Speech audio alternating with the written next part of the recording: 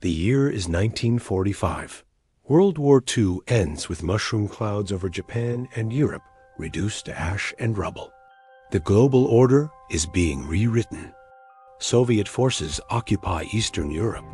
Joseph Stalin extends his reach from Poland to Romania. For the United States, this presents a terrifying problem. Washington knows almost nothing about Moscow's intentions. At the time, America has the Office of Strategic Services. During the war, they parachuted agents behind Nazi lines and disrupted supply chains. But they were inexperienced. Soviet intelligence ran circles around them. Even Britain's MI6 kept secrets from their American allies. America won the war through industrial power and military strength, not through superior intelligence gathering. When Harry Truman becomes president in April 1945, he initially dissolves the OSS after the war ends. But reality sets in quickly. The nation desperately needs a more capable intelligence apparatus.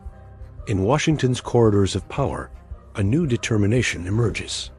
The president is about to authorize an organization unprecedented in American peacetime history, one that will wage invisible wars across every continent. In a secure room within the newly established National Security Council, a select group convenes behind locked doors. They're creating something America has never possessed, a permanent peacetime espionage organization. They name it the Central Intelligence Agency. Its mission: gather intelligence, execute covert operations, and when necessary, interfere in foreign nations' affairs to protect American interests. The National Security Act, creating the CIA in 1947, was rushed and controversial. The agency received a deliberately vague mandate, authorized to perform such other functions and duties related to intelligence, as directed by the National Security Council. This ambiguous language granted the agency enormous flexibility and authority from day one.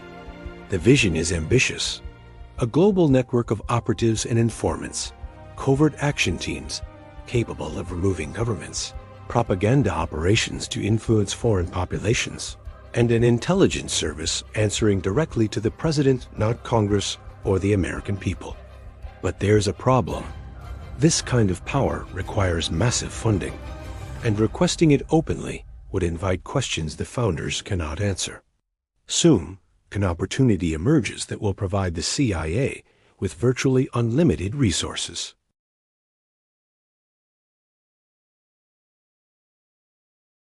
Imagine Europe, 1947. The war is over, but the continent is a ghost of its former self.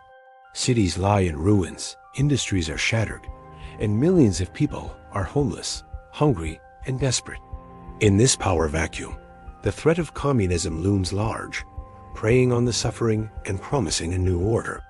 For the United States, watching Europe fall to Soviet influence is simply not an option. President Truman announces the Truman Doctrine. America will support free peoples resisting subjugation. Secretary of State George Marshall follows with an ambitious proposal, the Marshall Plan. This sets the stage for one of the most ambitious foreign aid programs in history, the Marshall Plan. Officially known as the European Recovery Program, it was a massive injection of American capital to rebuild the continent. Over 4 years, the United States poured more than $13 billion into Western Europe.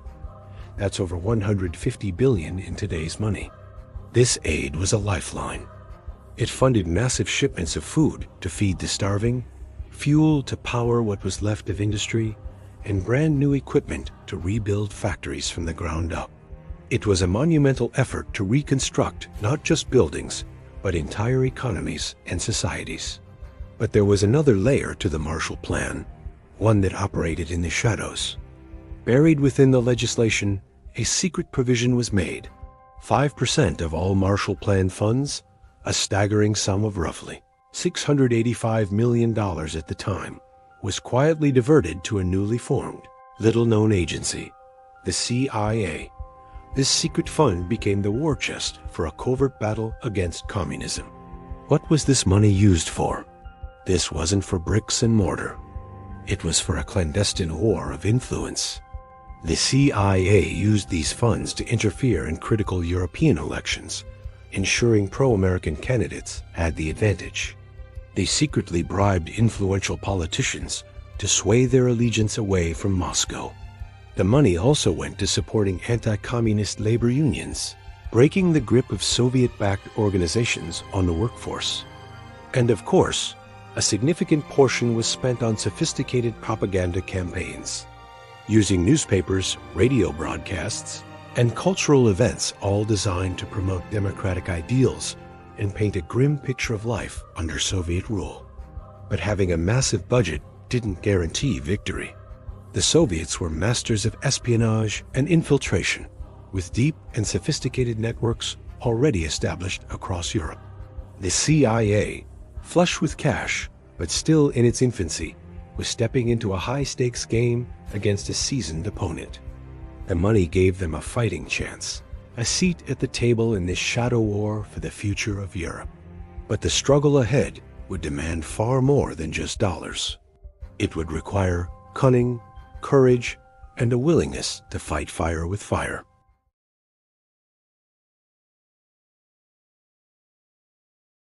Did you know that in the late 1940s, the newly formed CIA was almost completely destroyed by the Soviet KGB? At the time, the KGB represented the gold standard of espionage. Its networks spanned Europe, Asia, and the Americas. Decades of experience and ruthless discipline made it nearly untouchable. By comparison, the CIA was a rookie, and it showed. During one early operation, CIA-trained Ukrainian agents parachuted into Soviet-controlled territory, hoping to spark a resistance movement. But the mission was doomed before the plane even left the runway. One of the key handlers, a trusted insider, was secretly a Soviet informant, feeding every single detail directly to the KGB. Within days, every agent was either killed or captured. This wasn't a one-off disaster. These failures were so consistent and widespread, they couldn't be dismissed as bad luck or poor execution. It was a pattern. The shocking reality, in the words of one internal assessment, was that the CIA was fatally penetrated. The agency was leaking like a sieve. The consequences were devastating. Not only did missions constantly fail, but the CIA's reputation suffered so badly that recruitment became nearly impossible. Who would risk their life for an organization that couldn't protect its own people? Walter Bedell Smith, the CIA director at the time, was in a tough spot. He feared the agency would be dismissed as an amateur operation, and his own career would be buried right along with it. The CIA desperately needed a headline victory, a major win that would demonstrate competence to the White House and, just as importantly, strike fear into its enemies. The agency had to prove it wasn't a joke. It needed to show the world and itself that it could play in the big leagues. Before long, a golden opportunity presented itself, one that could change everything. What was that opportunity? We'll dive into that next.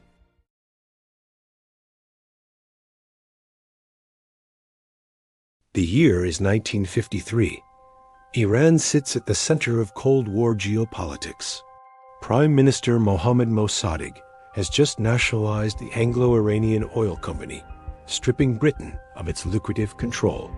London has extracted Iran's oil wealth for decades and refuses to let a prime minister stand in the way. Britain turns to Washington, hoping the CIA will remove him. Walter Bedell Smith approves the plan, codenamed Operation Ajax. At its center is Kermit Roosevelt Jr., grandson of President Theodore Roosevelt. Roosevelt slips into Tehran with over $1 million in CIA funds. The strategy is ancient. Bribe the right people, spread the right lies, and let the streets do the rest. Parliamentarians are bought. Newspaper editors are paid to publish stories, branding Mossadegh a corrupt dictator. Radio programs broadcast calls for the Shah's loyal citizens to rise up. After initial setbacks, military officers loyal to the Shah are rallied. Tanks appear in the streets. Paid mobs fight Mossadegh's supporters. On August 19th, soldiers storm the Prime Minister's residence. Mossadegh escapes over a garden wall, but is captured within hours. With Mossadegh removed, the oil fields return to Western influence.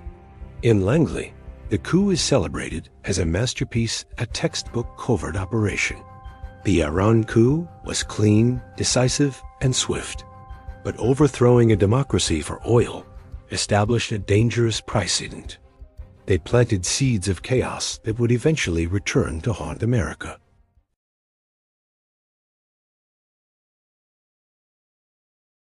The 1950s become a blur of CIA coups and clandestine operations.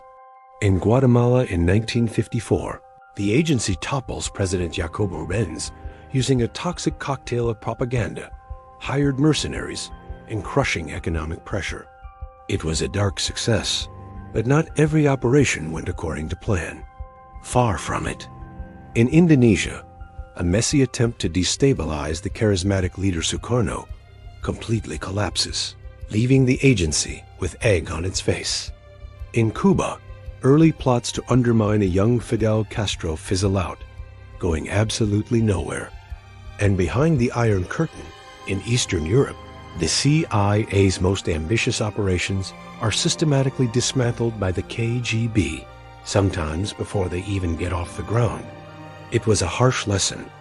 Allen Dulles, now the powerful director of Central Intelligence, isn't blind. He sees the troubling pattern emerging from these failures and botched missions. He needs a new approach, a new mind. That's when Richard Biesel enters the picture. Biesel is a brilliant, Yale-educated strategist with a huge appetite for ambitious, almost science fiction-level projects. He and Dulles sit down and look at the cold, hard facts. They agree on a radical new direction. The CIA's future isn't in the shadowy back alleys of foreign capitals. It lies in the skies and in developing technology that no one else on Earth can possibly match. It had become painfully clear that America, for all its strengths, just wasn't very good at recruiting deep-cover spies. A classic man-in-a-trench-coat approach was failing. Worse, the agency itself was a sieve, infiltrated by numerous foreign agents who were feeding misinformation back to Langley. It was a disaster. Eventually, they made a pivotal decision. Stop trying to beat the KGB at their own game of human espionage. Instead, they would lean into what America does best, building undeniably superior technology. This was the moment the CIA began to pivot. Covert coups and dirty tricks would remain in the playbook, for sure. But the next major breakthrough, the one that would truly change the game of international espionage, wouldn't come from a suitcase full of cash or a whispered secret in a dark cafe. It would come from a sleek, black, high-flying machine called the U-2. The age of the spy plane had begun.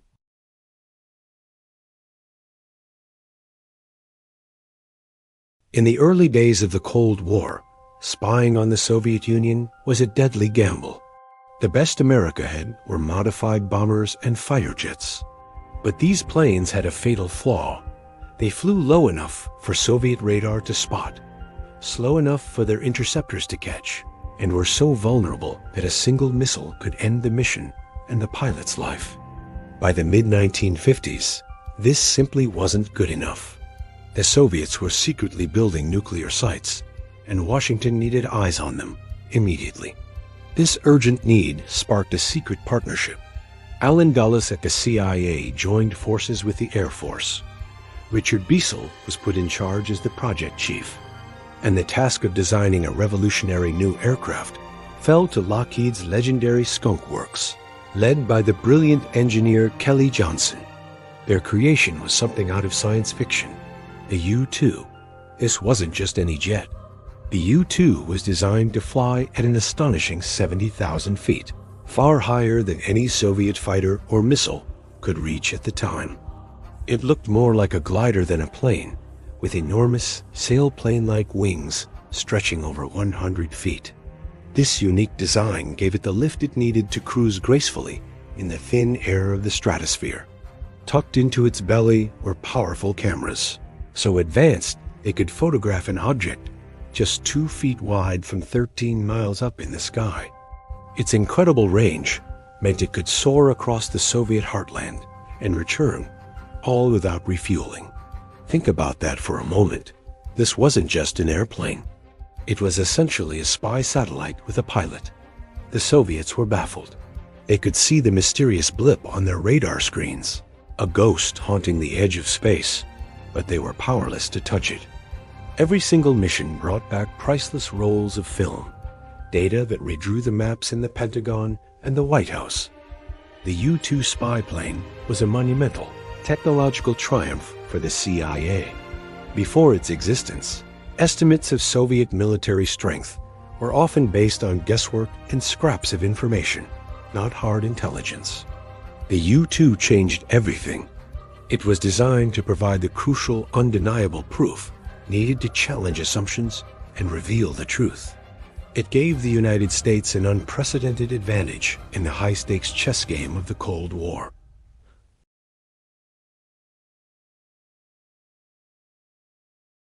Since the Geneva Accords of 1954, Vietnam has been a nation divided. The U.S. stepped onto the scene, aiming to keep the communist North from swallowing the South.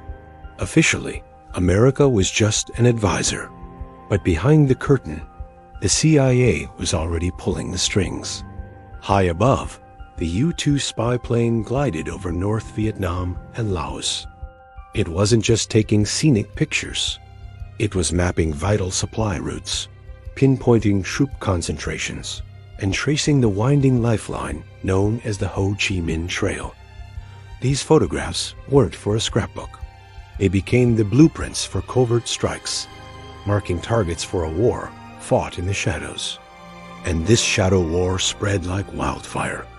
The CIA began backing local militias in Laos, who in turn sabotaged enemy depots and ambushed convoys. The now infamous Air America wasn't your typical airline. It ran guns, radios, and secret operatives into clandestine jungle airstrips, a ghost fleet in the sky. Meanwhile, down in Saigon, the political chess game was brutal.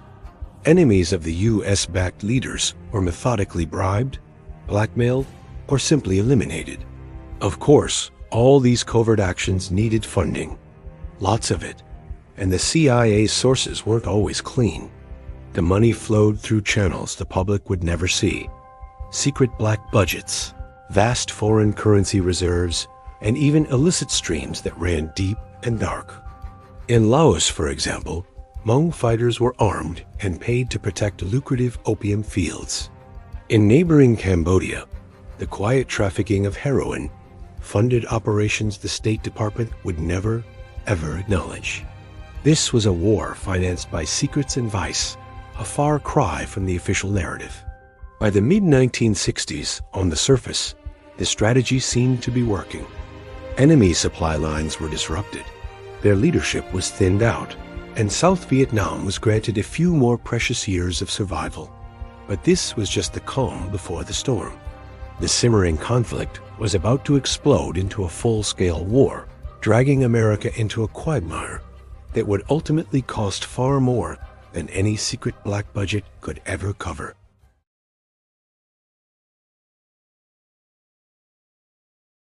Imagine this, April 1961. The world holds its breath as the CIA rolls the dice on one of its most audacious plans ever, the Bay of Pigs invasion. The idea seemed straightforward. Train Cuban exiles, arm them to the teeth, and send them back to their homeland to spark a revolution and overthrow Fidel Castro. It was a high-stakes gamble, a covert operation meant to redraw the political map of the Western Hemisphere. On the sandy beaches of Cuba, the plan began to unravel almost immediately. The exiles hit the shore, expecting to be greeted as liberators, but the reality was brutally different. The promised American air cover never fully arrived, a critical failure that left the landing force exposed and vulnerable. Inside Cuba, the popular uprising the CIA had counted on never happened. Instead, Castro's military responded with surprising speed and force. Within just a few days, the invasion was crushed. The beaches were cleared, the exiles captured or killed, and the mission was a catastrophic failure. The fallout was immense. Across the globe, America's reputation was tarnished. It looked like a clumsy, aggressive bully that couldn't even get its secret wars right. Back in Washington, the mood was grim. Inside the CIA headquarters at Langley, the embarrassment was palpable. This was their operation, their failure. For the young president, John F. Kennedy, it was a public and deeply personal humiliation.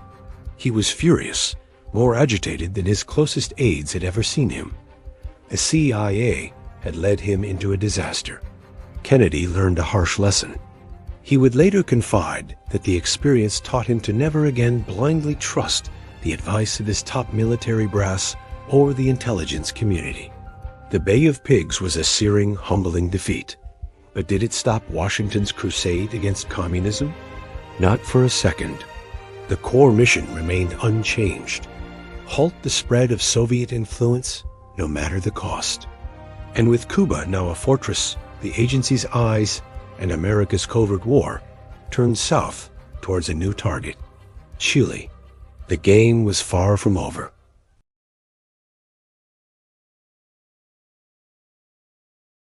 Imagine it's the early 1970s. Chile is at a political crossroads. In an unprecedented move, Salvador Allende, a committed Marxist, is democratically elected president in the year 1970. This is a first in the Western Hemisphere, a socialist leader coming to power not through revolution, but through the ballot box. Allende quickly gets to work. He promises sweeping socialist reforms, begins nationalizing key industries like copper, and forges strong relationships with Havana and Moscow. For the White House, this is a nightmare scenario. They see another Cuba emerging, but this time with the undeniable stamp of democratic legitimacy. The fear is palpable. A red domino in their own backyard. The CIA is immediately tasked with a clear, albeit covert, mission. Ensure Allende's government does not survive. The agency opens its coffers, pouring millions of dollars into opposition media outlets to shape public opinion. They secretly fund disruptive strikes that paralyze the economy and quietly channel cash to Allende's political opponents, bolstering their campaigns against him. The pressure campaign is relentless and multifaceted. The goal is to make the economy scream. As U.S. pressure mounts, Chile's currency, the escudo, goes into a nosedive. Severe food shortages begin to grip the nation, leading to long lines and widespread discontent. Behind the scenes, CIA officers are actively working with sympathetic Chilean military leaders, cultivating dissent and sowing the seeds of instability within the very institutions meant to protect the state. Then, on September 11, 1973, the plan comes to its violent conclusion. Chile's armed forces, led by General Augusto Pinochet, strike. Tanks roll through the streets of the capital, Santiago. The presidential palace, La Moneda, is bombed and burns.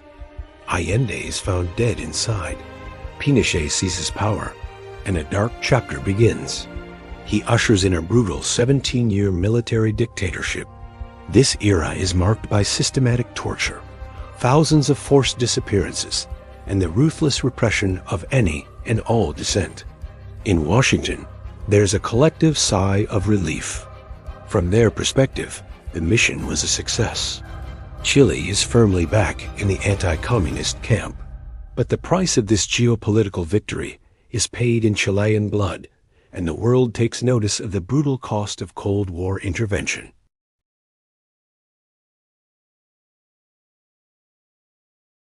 As the conflict in Vietnam escalates from sending advisors to full-scale combat, the CIA's operations expand dramatically alongside the military.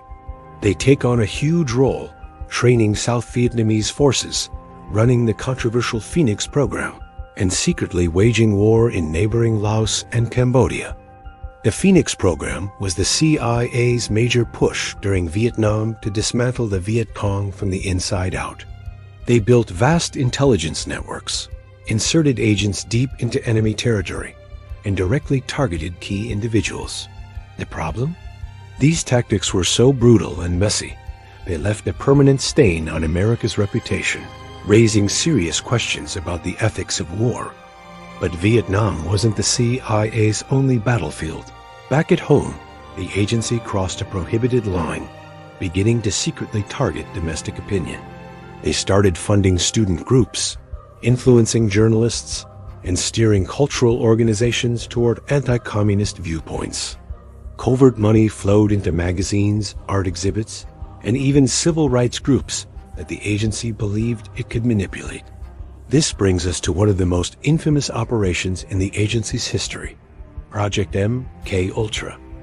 Under the direction of Sidney Gottlieb, the CIA began experimenting on unwitting subjects with LSD, hypnosis, sensory deprivation, and psychological torture.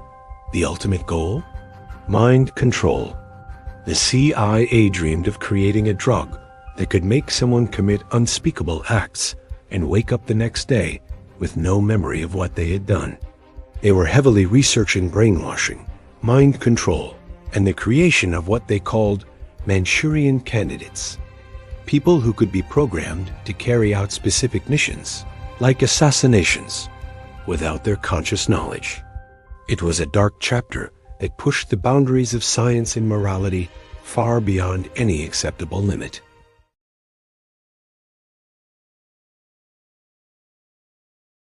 The mid-1970s bring turbulence on every front. The Vietnam War ends with a dramatic, desperate scene. Helicopters fleeing Saigon as the city falls. Back home, America's economy is shuddering under the weight of oil embargoes, sending prices soaring. Inflation spirals out of control, and a deepening recession grips the nation. It feels like the country is losing its footing, both at home and abroad. Meanwhile, on the global stage, the Cold War chessboard is more active than ever. The Soviet Union sees an opportunity, aggressively pushing for influence in strategic regions like Africa and the Middle East, challenging American dominance at every turn. And then, the foundation of American politics is shaken to its core. The Watergate scandal unfolds, a story of corruption and cover-ups that ultimately drives President Richard Nixon from the Oval Office in utter disgrace. The nation's trust in its leaders is shattered. The CIA isn't immune to this wave of scrutiny. Far from it. Congressional investigations, famously known as the Church and Pike Committees, pull back the curtain on the agency's clandestine operations. Years of secrecy are stripped away, and the mystique surrounding the CIA evaporates under the harsh light of public exposure. Revelations of covert actions and questionable methods cause public trust to erode dramatically. The agency that was once seen as a silent guardian is now viewed with suspicion and distrust. But inside the halls of Langley, old habits die hard. Despite the public outcry and congressional oversight, the clandestine machinery keeps grinding. A shadowy network of secret bank accounts in Switzerland and the Caribbean continues to operate, keeping covert funds flowing, far from prying eyes.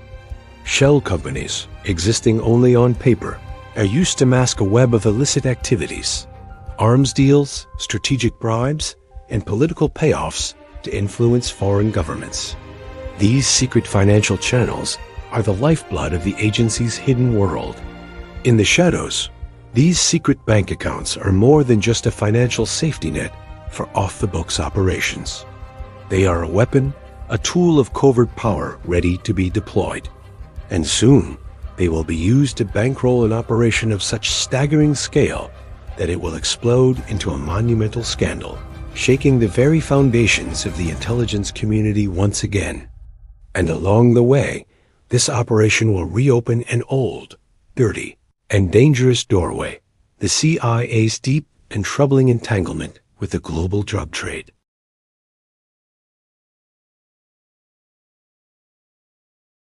In the early 1980s, Iran is a nation at war with itself and its neighbors. The Shah is gone, swept away by the Islamic Revolution. Washington officially calls Iran an enemy, But inside Langley, the CIA weighs a different calculation. Every enemy is a potential channel. Every crisis, a potential deal. When American hostages are kidnapped in Beirut, the CIA devises a questionable solution. A secret web of arms deals, hostage negotiations, and covert funding that stretched from the Middle East to Latin America, all orchestrated from the shadows of the White House. Through middlemen and covert operatives, the CIA and key Reagan White House figures arranged to sell arms to Iran, missiles, spare parts, and other hardware they desperately need. The price is inflated. In exchange, Iran will quietly pressure Hezbollah in Lebanon to release American hostages. The profits from these secret arms sales don't stop in Tehran. They move quietly into Swiss bank accounts and offshore companies, then out again, this time to Central America. The recipients are the Contras, a rebel army fighting to topple the leftist Sandinista government in Nicaragua. But arms sales aren't the only funding stream. In Central America, cocaine traffickers move product north. The CIA's network looks the other way, or in some cases works directly with traffickers, as long as profits flow to Contra operations. The story involves a cast of characters straight out of the spy thriller: ambitious colonels, international arms dealers, and high-ranking government officials who believe the ends justified the means. They operated in a gray area of international law and national policy, convinced they were acting in America's best interest. The goal was twofold: free the American hostages held by Iranian-backed groups in Lebanon, and secretly fund the Contras, a right-wing rebel group fighting the socialist government of Nicaragua. Congress had explicitly forbidden funding the Contras through the Boland Amendment, so the administration had to get creative. The scheme was intricate. Israel would first ship American-made weapons to Iran, and the United States would then resupply Israel, receiving payment that included a hefty markup. This extra cash, the profit, was the secret slush fund.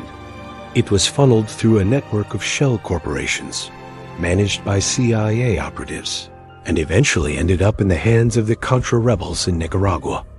It was a deal that broke multiple laws and directly contradicted public U.S. policy. For a time, it worked. Some hostages were released. The Contras got their funding.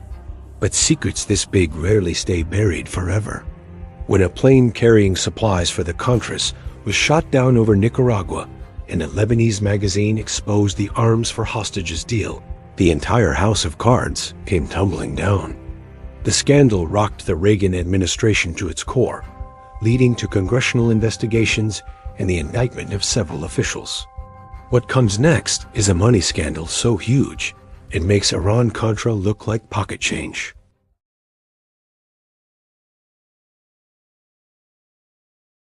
Imagine a bank that doesn't ask questions. A bank for the ones who live in the shadows. This was the Bank of Credit and Commerce International, better known as BCCI. Headquartered in Luxembourg and Pakistan, it marketed itself as the Bank of the Third World. Its real promise? Providing services for clients who are just too shady for traditional banks. Drug traffickers, dictators, and international arms dealers all found a safe haven here. Billions of dollars in dirty money flowed freely through its accounts, a torrent of illicit cash that washed through the global financial system. But it wasn't just criminals who found BCCI useful. The CIA saw an opportunity. BCCI's intricate web of shell companies and secret accounts made it the perfect vehicle for moving covert funds around the globe. The agency's clandestine operations in Afghanistan, Latin America, and the Middle East were quietly bankrolled through BCCI's channels. Need to pay an informant? Fund a black market arms deal? Create a slush fund for a cooperating intelligence agency? It all flowed through BCCI's books, leaving virtually no trace.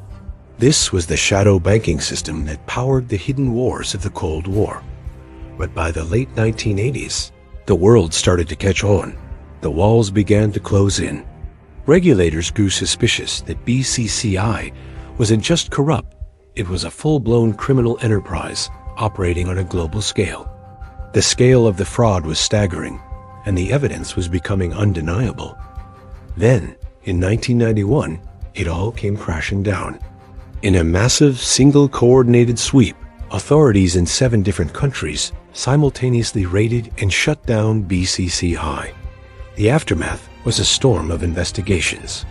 They revealed that the bank had laundered billions of dollars, not just for criminals, but for governments and intelligence agencies alike, including the CIA. The scandal was a major blow, seriously denting the agency's public image and exposing the murky underbelly of global finance and espionage. But just as the dust from the BCCI collapse began to settle, a much bigger story was breaking, one that would change the world forever. Because beyond the headlines of financial scandal, a far greater geopolitical shift was taking place. Over in Moscow, the once mighty Soviet Union, the adversary the CIA had spent decades fighting, was about to collapse. The world was on the brink of a new era.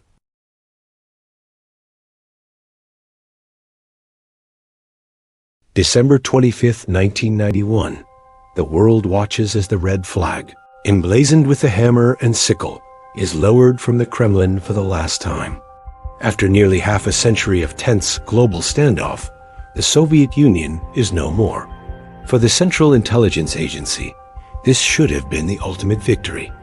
The end of the Cold War, the fall of the adversary that had defined its very existence. But instead of celebration, an unnerving silence descends. For decades, the CIA's world was black and white, a high-stakes chess match played across continents. The opponent was always the same, the KGB, from the shadowy streets of divided Berlin to the proxy wars in Angola. Every move the CIA made was a countermove to its Soviet rival. They were masters of deception, sabotage, and assassination. They traded double agents like playing cards and pushed espionage to the final frontier of space. These two intelligence giants were locked in a deadly dance, each shaping the other, forcing constant evolution in the art of spycraft. The KGB wasn't just an enemy. It was the CIA's reason for being. And then in a blink of history, it was gone. The collapse of the Soviet Union didn't just end a geopolitical conflict. It ripped the very soul out of the CIA. The agency was suddenly adrift in a world it no longer understood. Its singular, crystal-clear mission to contain and defeat Soviet communism had evaporated overnight. The organization that had justified its vast budget, its covert operations, and its very existence by pointing to the threat from Moscow, was now forced to ask a terrifying question. Without the KGB, what is the CIA for? This wasn't just a bureaucratic reshuffle. It was a full-blown identity crisis. How could the agency justify its existence without its defining enemy? As the initial relief of the Cold War's end faded, a new, more complex reality began to set in. The world wasn't safer. It was just more chaotic. In the power vacuum left by the Soviets, new threats began to fester. These weren't monolithic state actors playing by familiar rules. They were amorphous, unpredictable, and far more dangerous in their fanaticism. The CIA was about to discover that in the New World Order, enemies would emerge in forms it had never encountered before, and the fight for its survival was just beginning.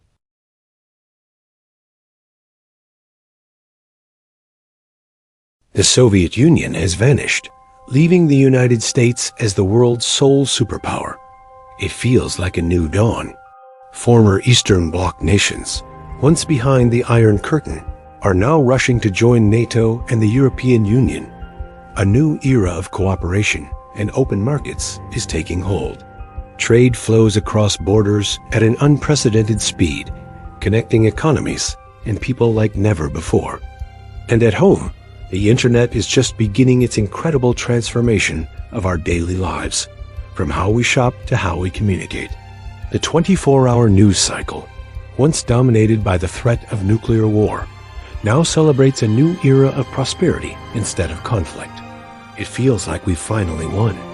In Washington, President Bill Clinton shifts the nation's focus inward. Domestic priorities are the new frontier. Economic growth, groundbreaking trade agreements, and ambitious social policies take precedence over the shadowy world of covert conflicts and espionage. For the CIA, this new era feels like a demotion. The agency's funding shrinks dramatically. Overseas stations, painstakingly built over decades, are shuttered. Networks of agents and informants, once the eyes and ears of the free world, are quietly dismantled. Experienced case officers, veterans of the long twilight struggle, retire without being replaced. It seems logical. Without the Cold War's existential threat, the big, looming dangers just aren't there anymore. What remains are scattered, seemingly smaller threats. Simmering conflicts in the Balkans, chronic instability in parts of Africa, powerful drug cartels in South America, and a few rogue nations testing missiles. It's all messy and complicated, sure, but none of it seems to warrant the survival of a massive intelligence agency on the same scale as before. The world, it seems, can finally take a breath, but that calm won't last. Far from the headlines, far from the halls of power, a new enemy is organizing. It's not a nation-state with armies and borders. It's fluid, networked, and nearly invisible, operating in the shadows. Its weapons aren't tanks or missiles, but terror itself. When this new enemy strikes, it will shatter the illusion of peace, and the CIA will be forced from the sidelines right back into the center of the storm. The age of terrorism is about to begin.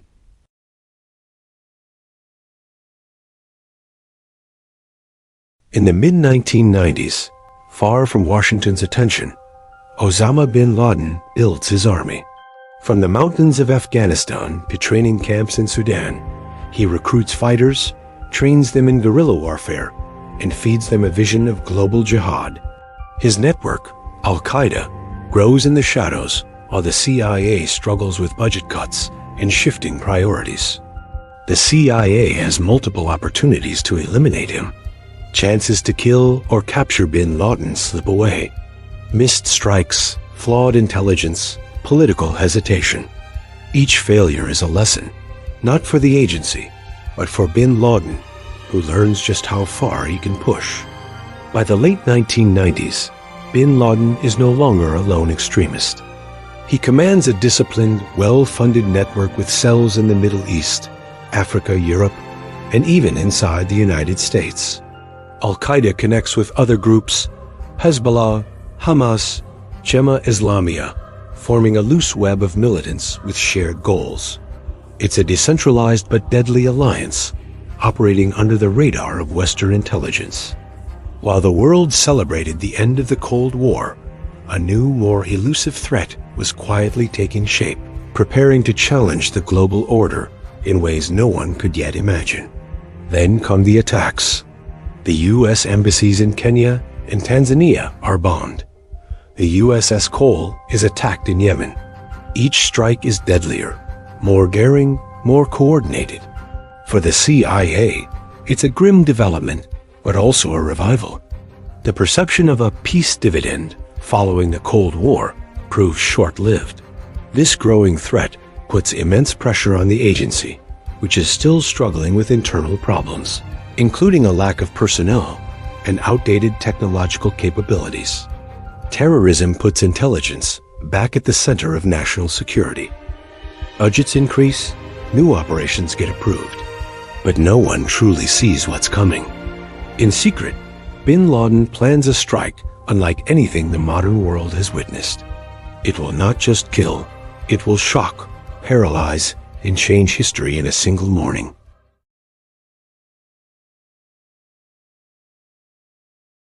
September 11, 2001 began just like any other day in New York City, with brilliantly clear, blue skies arching over the metropolis. But within hours, that serene morning turned into a scene of unimaginable chaos. Hijacked commercial airplanes turned into weapons, slammed into the iconic Twin Towers of the World Trade Center.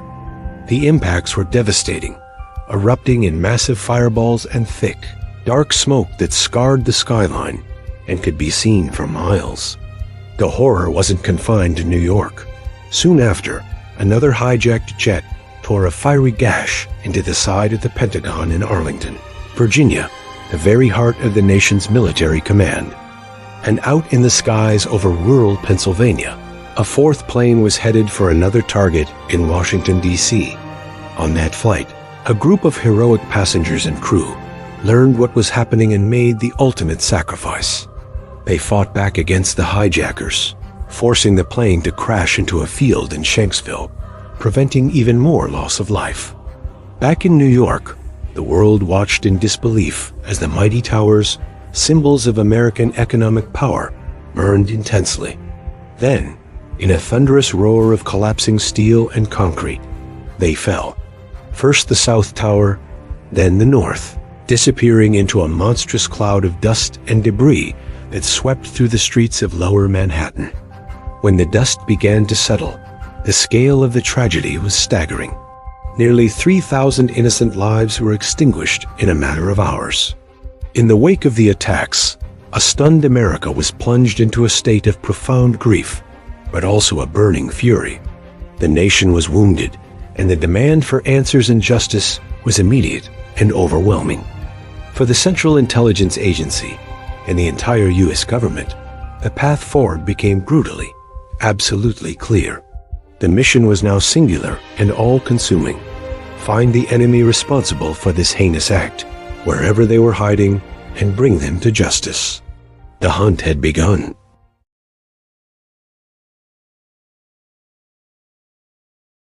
In 2003, the CIA was certain. Iraq possessed weapons of mass destruction. The evidence seemed overwhelming. Satellite images, dramatic reports from defectors, and intercepted communications all appeared to point to vast, hidden stockpiles. But this intelligence, this bedrock for a war, was catastrophically wrong. And the full truth wouldn't emerge until after the damage was already done. The U.S. invaded Iraq. Within weeks, Baghdad fell. Saddam Hussein was captured, tried, and eventually executed. But as inspectors sifted through the ruins of Iraq's palaces and scoured its weapons depots, a glaring and uncomfortable truth became impossible to ignore. There were no WMDs. The intelligence had been a house of cards, built on a foundation of unreliable sources, wishful thinking, and an unstoppable political momentum that demanded a specific conclusion. But the war didn't simply end with the invasion. It mutated. A brutal insurgency rose from the shadows of the fallen regime. Convoys were systematically destroyed by powerful roadside bombs. Crowded markets, once centers of life, became killing fields. U.S. troops found themselves fighting a new kind of war. Street to street, house to house, a grueling conflict with no clear front lines and no easy victories. For the CIA, however, the chaos of Iraq became a massive, unprecedented theater of operations. Budgets exploded. Billions of dollars poured into intelligence gathering, surveillance technology, and covert action. The agency adapted and expanded, its influence growing in the war-torn landscape. And in the sun-scorched deserts of Iraq and the rugged mountains of Afghanistan, a new kind of weapon was being perfected. One that could hunt, watch, and eliminate targets from thousands of miles away without risking a single American life on the ground. The CIA was about to bring the drone out of the labs and into the shadows of modern conflict, forever changing the face of warfare.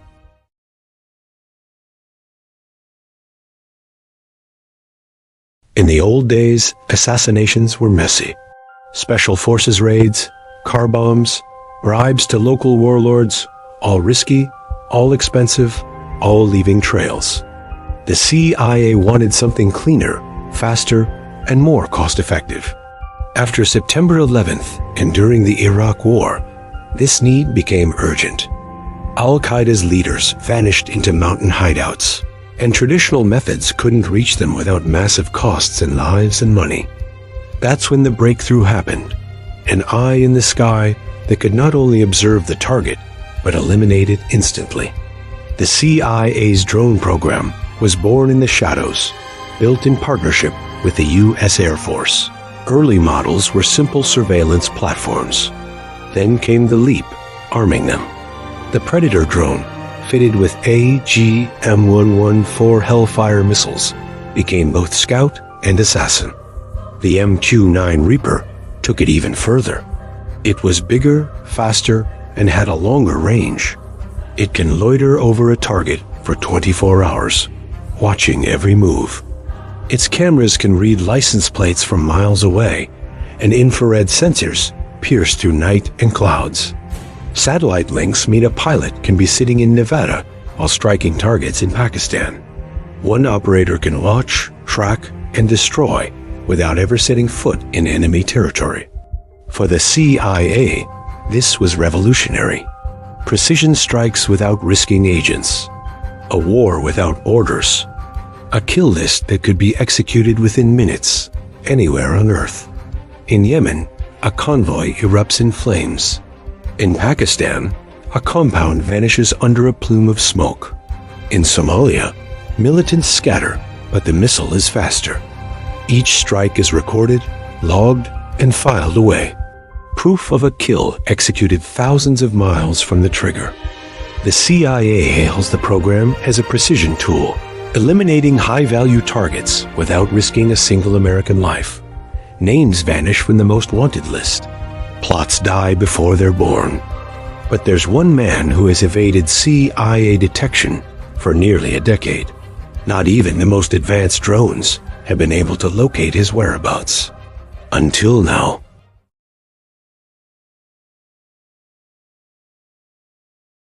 For nearly a decade after the 9/11 attacks, Osama bin Laden was the world's most wanted man. He was the architect of the deadliest terrorist attack in history, and he seemed to have vanished. After slipping away from the mountains of Tora Bora, he disappeared into Pakistan's tribal regions, becoming a ghost. For years, every lead went cold. Every operation ended in frustration and disappointment. The trail seemed to have run dry. Then, in 2010, a breakthrough. Intelligence analysts, through painstaking work, tracked a courier across Pakistan. The trail led them to a strange, high-walled compound in a town called Abbottabad. This place was a fortress. It was completely sealed off from phones and the internet, and guarded with unusual and extreme security measures. The more the CIA watched, the more convinced they became. This had to be Osama bin Laden's hideout. The mission was now clear, but it was incredibly risky. The plan was for Navy SEAL Team 6 to fly deep into Pakistan, completely without permission from the Pakistani government, reach the compound, and either capture or kill their target. On May 2, 2011, under the cover of darkness, the operation, codenamed Neptune Spear, was launched. The world held its breath. The SEALs moved with silent precision, clearing the compound room by room in a matter of minutes. Finally, on the third floor, they found him, Osama bin Laden. 2 shots ended the decade-long hunt. His body was taken and later buried at sea, closing a painful chapter in history. For the CIA, the operation was the ultimate vindication. Years of patient surveillance, careful analysis, and relentless pursuit had finally paid off. But killing bin Laden didn't erase the threat of terrorism. In fact, Al-Qaeda adapted. It splintered and spread, becoming more decentralized and even harder to track. The new challenge was stopping attacks before they could even happen. This required new tools, something far beyond traditional human sources and drones. The CIA discovered a company that might just have the solution. A mysterious startup, poised to change the course of intelligence gathering forever. And the man behind it all? A philosopher-turned-tech billionaire named Alex Karp.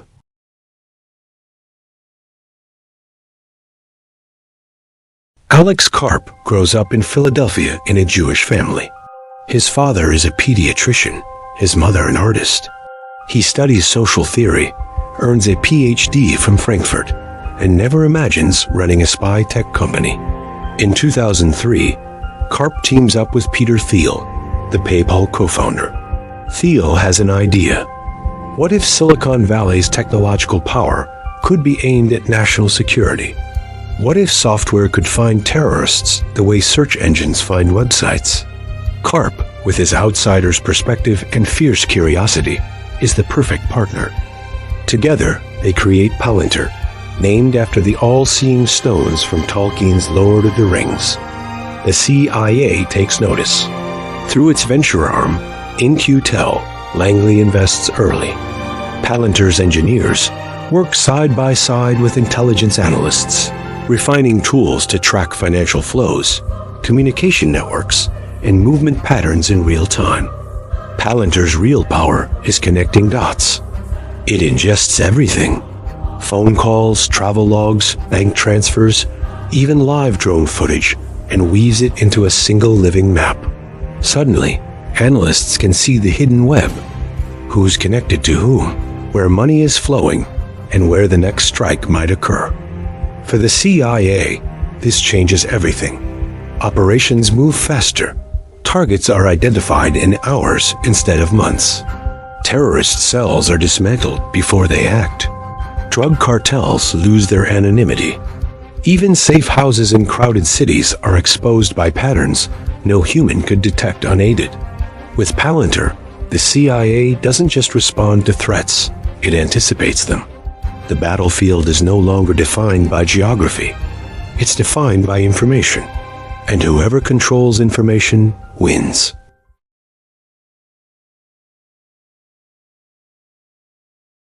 The CIA today operates with one of the largest classified budgets in U.S. history. Billions of dollars flow into cyber operations, advanced surveillance, AI-assisted analysis, and covert action. On paper, the agency's mission remains the same: to keep America safe. But behind the scenes, the tools, the reach, and the sheer power operate on a completely different scale from anything the agency could have ever imagined. Back when it was founded in 1947. Think about that for a second. We are talking about a level of technological capability that sounds like something straight out of science fiction.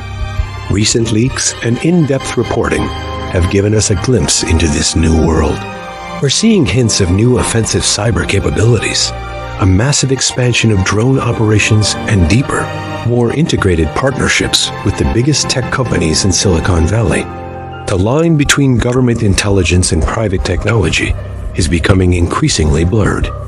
What does this mean for privacy, for global security, and for the future of warfare? It's a question we all need to be asking.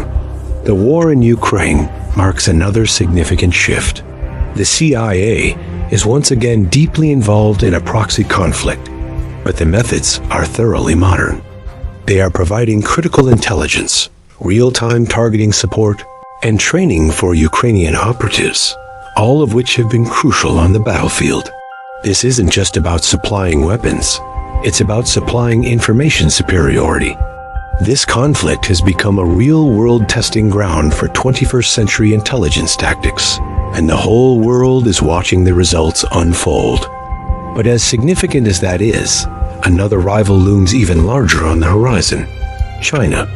For decades, the narrative was that China was an imitator, always a step behind in technology. That is no longer true. Beijing now leads in several key areas that will define the future of global power. We're talking about hypersonic weapons that can evade current defense systems, AI-driven surveillance on an unprecedented scale, and secure quantum communications. The CIA knows that China cannot be underestimated. In technology, espionage, and global influence, it's a near-peer competitor. And this emerging competition won't be a simple replay of the Cold War. The playing field is different, the technologies are more advanced, and the stakes are arguably even higher. We are entering a new era of great power competition, fought not just with armies, but with algorithms, data, and influence. A silent war is already underway.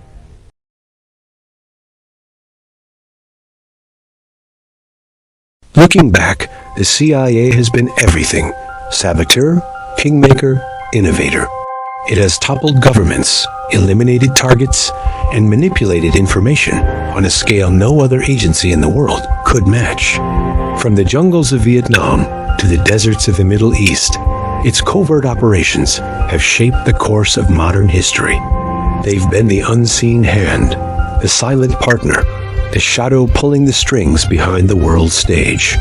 They've propped up allies and brought down adversaries, often with methods that blur the line between necessary evil and outright villainy. The agency became a legend, a myth, a boogeyman for some, and a guardian for others. Its agents were ghosts, moving through the world, their successes celebrated in secret, their failures buried deep. But the world is entering an era of maximum complexity. Information, once a tightly controlled commodity, now spreads instantly. A single tweet can spark a revolution. A leaked document can unravel decades of covert work. Political ideologies don't just exist in separate nations anymore. They collide in real time on our screens, fueling division and conflict. We're also seeing massive demographic shifts that are transforming societies from the inside out, creating new pressures and new power dynamics. On top of all that, our economic systems are more interconnected and more fragile than ever before. A crisis in one corner of the globe can send shockwaves through the entire system within hours. In this new, chaotic landscape, the CIA will be tested in ways it has never been tested before. The old playbook of secret coups and backroom deals is becoming obsolete. How do you counter an enemy that isn't a state, but an idea? How do you gather intelligence when everyone has a camera and a platform? The challenges are immense, and the stakes are higher than ever. In this new world, one mistake, one miscalculation, one critical blind spot could be all it takes to trigger a catastrophic chain of events that no one, not even the world's most powerful intelligence agency, can stop. The Shadow Empire continues its silent work, but as the world changes, the question we have to ask is, who's really in control? Thanks for watching. If you found this thought-provoking, be sure to like, subscribe, and hit the bell for more deep dives.